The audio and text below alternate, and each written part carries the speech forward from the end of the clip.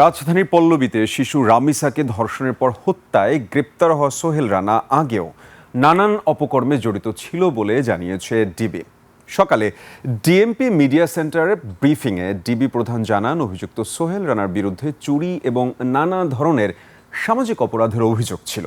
সে মারাত্মকভাবে জুয়ায় আসক্ত ছিল। তার এই অনৈতিক কর্মকাণ্ড এবং অবাধ্য আচরণের কারণে প্রায় ৩ বছর আগে বাবা মা তাকে পরিবার থেকে বের করে দেন। দ্রুত সময়ের মধ্যে তদন্ত প্রতিবেদন দেওয়ার কথা জানান ডিবি প্রধান। এদিকে সরকারি কর্মকর্তাদের পদায়ন ও বদলির নামে প্রতারণা করার অভিযোগে স্বরাষ্ট্র মন্ত্রণালয়ের এক কর্মকর্তা সহ 2 জনকে গ্রেফতার করেছে ডিবি পুলিশ।